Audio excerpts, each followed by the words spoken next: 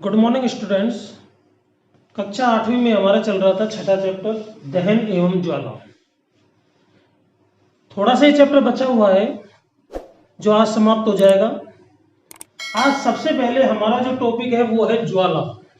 जैसे आप मोमबत्ती जलाते हो तो मोमबत्ती की ज्वाला निकलती है, एलपीजी को जलाते हो तो एलपीजी की ज्वाला निकलती है, एस्टिलिंग को जलाते हो तो एस्टिलिंग ज्वाला निकलती है।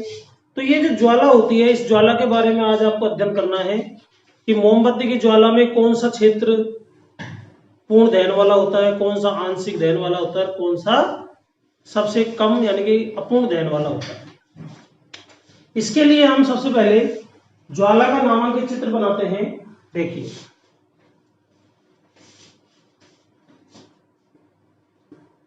ज्वाला ये मोमबत्ती है,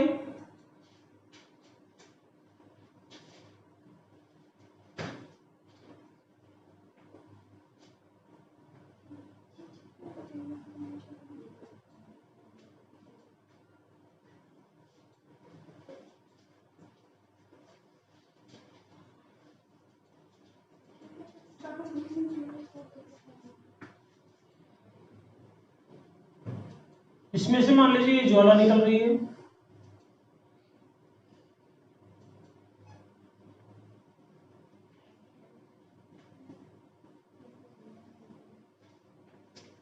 यहां पर आपको तीन क्षेत्र नजर आ रहे हैं। एक तो ये सबसे आंतरिक वाला क्षेत्र, एक ये मध्य भाग वाला क्षेत्र, इसको इस तरह से दर्शा देते हैं आपको, और एक सबसे बाहर वाला क्षेत्र। ये जो सबसे बाह्य क्षेत्र होता है, सबसे बाह्य क्षेत्र, ये वाला भाग कहलाएगा मध्य क्षेत्र, और ये वाला कहलाएगा आंतरिक क्षेत्र। ये वाला, ये आंतरिक क्षेत्र।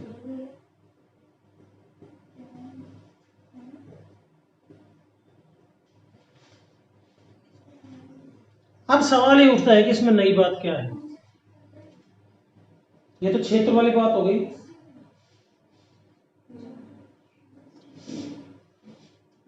खास बात यह है कि हमें ये देखना है कि मोमबत्ती को जब हम जलाते हैं तो कौन सा क्षेत्र सबसे ज्यादा तापमान वाला होता है, कौन सा सबसे कम वाला होता है, और कौन सा मीडियम तापमान वाला होता है, यानी कि ना ज्यादा ना कम।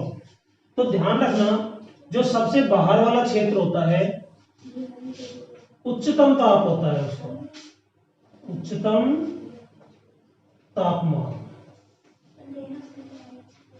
सबसे गर्म, सबसे अंदर का जो क्षेत्र होता है ये निम्नतम तापमान वाला होता है, निम्नतम तापमान। और जो मध्य क्षेत्र होता है ये मध्यम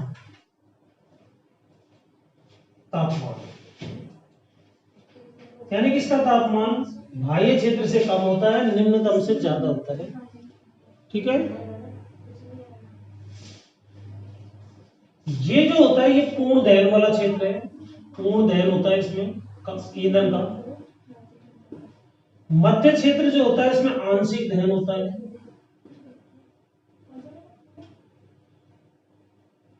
और जो आंतरिक क्षेत्र होता है उसमें अपूर्ण दहन होता है।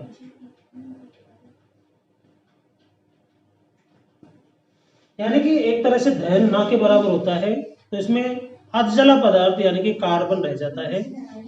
तो ये मोमबत्ती की ज्वाला का नामांकित चित्र है। इसमें आपको ये चीजें लिखनी पड़ेगी। ध्यान रखने वाली बात यह है कि सबसे बाहर का क्षेत्र सबसे गर्म होता है, सबसे अंदर का क्षेत्र सबसे कम गर्म होता है, और जो मध्यम होता है उसका मध्यम तापमान होता है। ठीक है, अब हम चलते हैं आगे।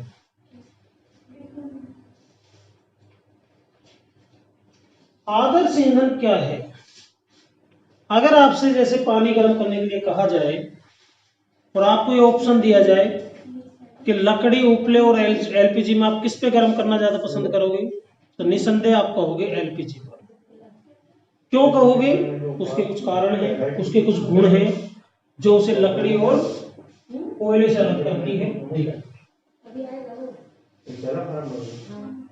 देखो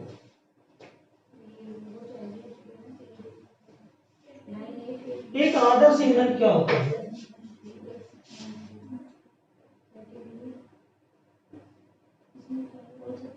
आदर्श ईंधन के गुण। कैटेगरी फर्स्ट होगी, नंबर 1 कोड नंबर 1 आ रहा होगा। यानी कि आप देख रहे हो पहले लोग उपले और लकड़ी का प्रयोग खाना बनाने के लिए करते थे। आज इनका उपयोग धीरे धीरे कम होता जा रहा है।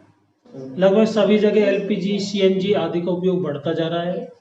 तो उसका कारण है कि एलपीजी और सीएनजी में कुछ ऐसे गुण हैं जो लकड़ी और कोयले में या उपले में नहीं है। ये गुण कौन कौन से हैं? आदर्श ईंधन वो ईंधन होता है, सबसे पहले जो क्वालिटी होनी चाहिए, सस्ता होना चाहिए।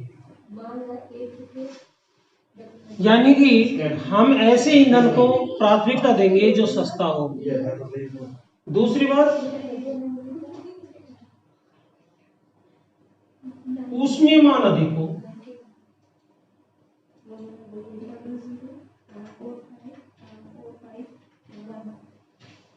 यानी कि उसको जलाने पर ऊष्मा ज्यादा मिलनी चाहिए, क्योंकि ज्यादा ऊष्मा मिलेगी तो जल्दी खाना बनेगा, जो चीज हम गर्म कर रहे हैं वो जल्दी गर्म होगी।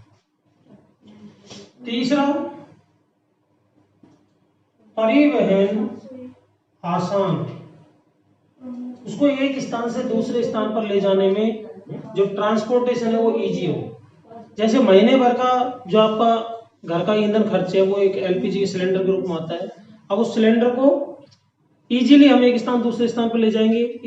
एक महीने की अगर लकड़ी और उपले को आप ले जाओगे तो आप देखते हो कितना ट्रांसपोर्टेशन उसका महंगा भी पड़ेगा और इजी भी नहीं होगा। नंबर 4, भंडारण आसान हो।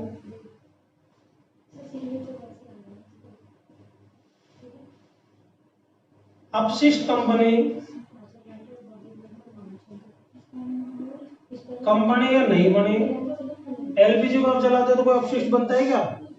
कोई राख, धुआं, कुछ नहीं। और जबकि लकड़ी या उपले को जलाते हैं तो राख बनती है, धुआं उठती है चारों तरफ, तो उनसे अपशिष्ट ज्यादा बनते हैं। तो ऐसे ईंधन जो सस्ता हो, ऊष्मीय मान अधिक हो, परिवहन आसान हो, भंडारण आसान हो, अपशिष्ट कम बने या नहीं बने, ऐसे ईंधनों को कहा जाता है आदर्श ईंधन। ठीक है।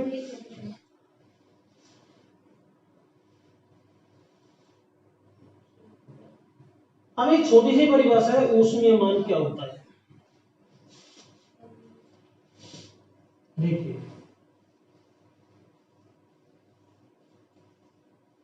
ऊष्मीय मान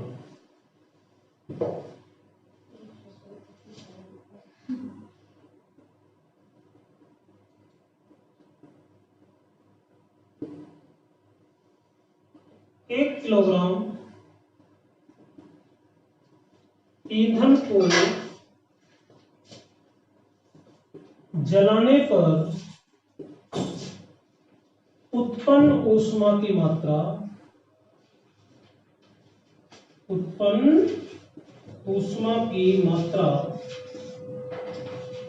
उसका ऊष्मीय मान कहलाएगा। ऊष्मीय मान कहलाता है। इसका जो मात्रक होता है वो होता है किलो जूल प्रति किलोग्राम। देखिए, समझिए इसको। हर ईंधन का अपना एक ऊष्मीय मान होता है।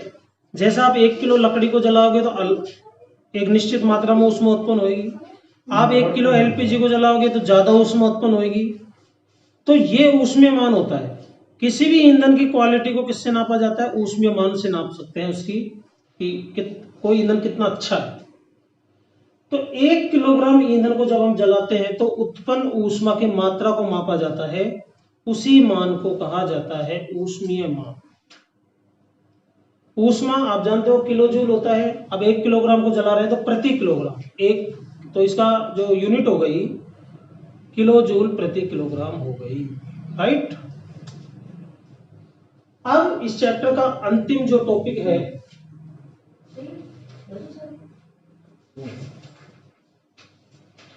ईंधन के दहन से क्या हानियां हैं, क्या नुकसान है।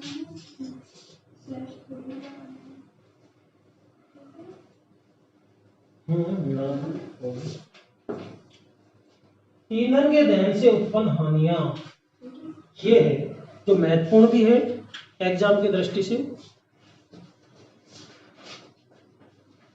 यहां पर विशेष रूप से हम बात कर रहे हैं जीवाश्म ईंधनों की, लकड़ी, कोयला, पेट्रोल, डीजल आदि ईंधनों के दहन से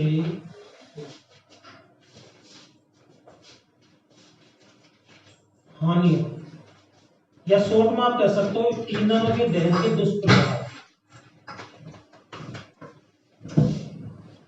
सबसे पहले देखिए पहली हानि क्या है। सब जानते हो जैसे लकड़ी है, उपले, इनको जब हम जलाते हैं तो हानिकारक गैसें, धुआं आदि निकलता है। ये हमारे श्वसन संबंधी रोग जैसे दमा है, अस्थमा है, इनको पैदा करते हैं, इनके लिए उत्तरदायी है। तो सबसे पहली हानि ये है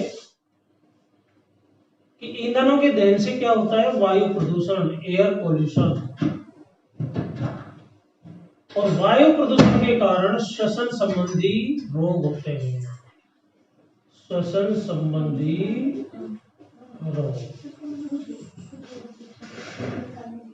रोगों का कारण। पहली हानि तो हो गई है। दूसरी हानि क्या है, निकालना क्या लॉक बाद में करेंगे, निकालो चेक होते रहेंगे, है ना। ईंधनों का जब अपूर्ण दहन होता है तो उससे कार्बन मोनोऑक्साइड यानी कि CO बनती है। कार्बन मोनोऑक्साइड एक बहुत ही हानिकारक गैस है। ये जब श्वसन के द्वारा हमारे शरीर में जाती है तो ब्लड के जो HB होता है, हीमोग्लोबिन, उससे क्रिया करके कार्बोक्सी हीमोग्लोबिन बना लेती है, जिससे ऑक्सीजन परिवहन की क्षमता कम हो जाती है। इसीलिए हमें सलाह दी जाती है कि कभी भी बंद कमरे में अंगीठी नहीं जलानी चाहिए। कुछ लोग ये मूर्खता कर देते हैं, जानकारी के अभाव में गलती कर देते हैं, जैसे खिड़की दरवाजे बंद कर लिए सर्दियों में और अंगीठी जला ली। अब जब तक उस कमरे के अंदर ऑक्सीजन है तब तक तो कार्बन डाइऑक्साइड बनेगी, तब तक तो कोई दिक्कत नहीं है। जैसे ही ऑक्सीजन का लेवल कम होगा कमरे के अंदर, कार्बन मोनोऑक्साइड बनना शुरू हो जाएगी और कमरे में बैठे हुए व्यक्तियों की मृत्यु का कारण बनेगी। तो ध्यान रखना, कभी भी बंद कमरे में जीवाश्म ईंधनों का दहन नहीं करना चाहिए, ठीक है। तो ये कार्बन मोनोऑक्साइड बनती है जो कि हानिकारक गैस है। तीसरा दुष्प्रभाव है इसका CO2 बनती है, कार्बन डाइऑक्साइड। जीवाश्म ईंधनों को जलाने से CO2 प्रचुर मात्रा में बनती है। विशेष रूप से वाहनों में जो पेट्रोल डीजल का इस्तेमाल हम करते हैं, जो बिजली संयंत्र है वहां पर विद्युत उत्पादन के लिए कोयले का दहन किया जाता है, तो कार्बन डाइऑक्साइड का निर्माण वहां पर बहुत ज्यादा हो रहा है। इससे विश्व उष्णन, ग्लोबल वार्मिंग की समस्या पैदा हो रही है। विश्व उष्णन क्या है, कार्बन डाइऑक्साइड भारी गैस है तो ये पृथ्वी को एक कंबल की तरह लपेट लेती है। अब दिन के समय ऊष्मीय विकिरण आ तो जाते हैं धरती तक, लेकिन रात्रि में जब वो परावर्तित होकर वापस जाते हैं तो उनको रोक लेती है CO। इसलिए पृथ्वी का तापमान दिन प्रतिदिन औसत तापमान में वृद्धि होती जा रही है। इसको विश्व उष्णन, ग्लोबल वार्मिंग के नाम से जाना जाता है।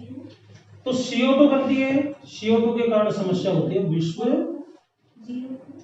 उष्णन। विश्व उष्णन क्या है, पृथ्वी के औसत तापमान में वृद्धि। विश्व उष्णन के कारण जो ग्लेशियर है, हिमनद, वो लगातार पिघलते जा रहे हैं और उनके तटों पर बसे हुए जो शहर हैं, देश हैं, वो बाढ़ मग्न होने का खतरा उन पर मंडराने लगता है, ठीक है। तो ये तीसरी समस्या हुई। चौथी समस्या है अम्लीय वर्षा। जिसके बारे में प्रीवियस क्लासेज में भी आपने पढ़ा है, अम्लीय वर्षा।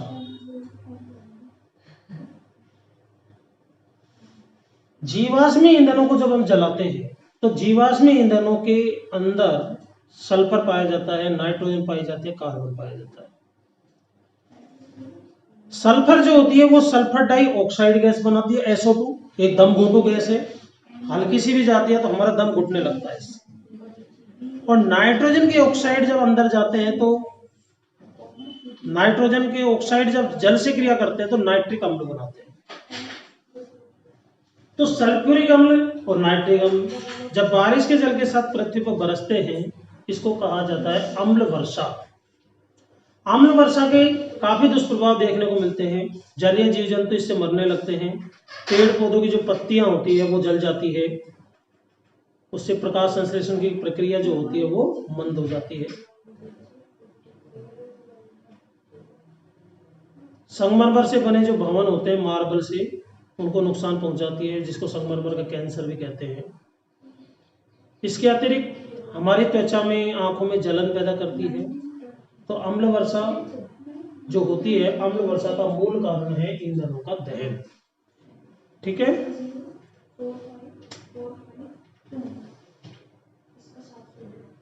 इसी के साथ ये चैप्टर जो है समाप्त हो जाता है। यहाँ पर इसको अब रीडिंग करनी है, ध्यान से समझना है।